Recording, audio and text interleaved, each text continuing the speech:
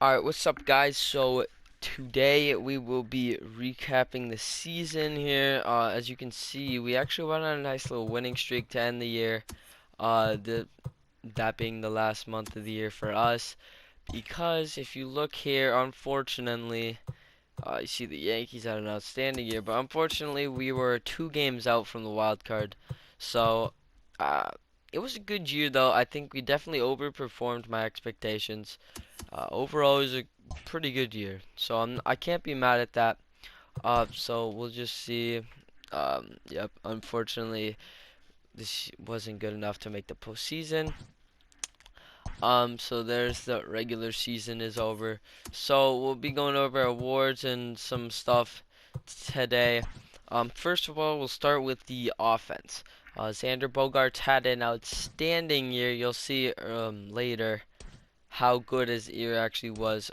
Outstanding year, 49 home runs, by far his most in his career. Great year for him. Yariel Munoz came on strong kind of halfway through. We noticed he was doing really well, and he finished doing really well. 350 OB3, 300 average. A good year from him. JD Martinez had another good year. Maybe a little bit stepped down, but still a really good year. Maybe though he's not on this team for too much longer. That's a big contract for someone who will be regressing, even though he didn't regress too much this year. But in the future, he definitely will be. Devers had a good year.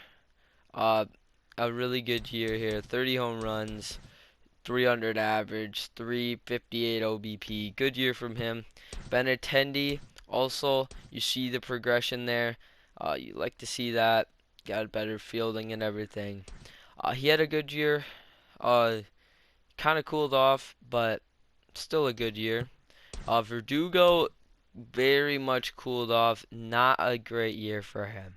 I'm kind of disappointed, but you see, he still did progress, so at least that is one good thing, but kind of a disappointing year from him, especially after that start.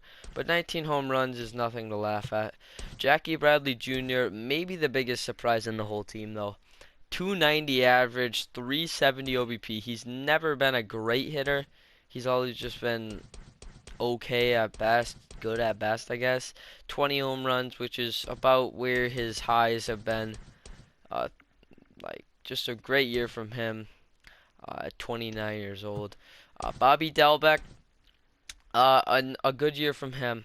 Uh, his first whole year in the, or his first year in the majors, 25 home runs. Definitely a good year from him. Um, so yeah, and then Vasquez was actually very underwhelming. Um, so, but for a catcher, it's not too bad, but still not very good. And you gotta remember, he's one of the best catchers, defensive catchers in the game. Off the bench, nobody really impressed. Like Michael Chavis was pretty good for most of the year, but he was just okay, I guess, uh, as a guy versus lefties. So there's the offense. The pitching, Chris Sale was very good this year. Good bounce back year. Even though his whip was higher, so but good year from him. You'll see how good of a year it was from him. Eduardo Rodriguez also had a good year, even better than last year's. So definitely a good improvement there. Nathan Eovaldi needs to get moved in the offseason. A big contract for 2 more years after this, and he really didn't do good. So Nick Pavetta, not too good either. I mean, he's okay for like a 5 guy, but not really that good. But Mike Foltynewicz, brought him in like month or two in, and he pitched outstandingly well. Definitely gonna be bringing him back next year. So, he was one bright spot. Uh, these couple guys maybe not be coming back. Ryan Brazier though will be most likely. Great year from him. Um, Darwinzon, Hernandez, no. Austin Bryce, actually had a good year, or solid year, I guess. Not too bad from him.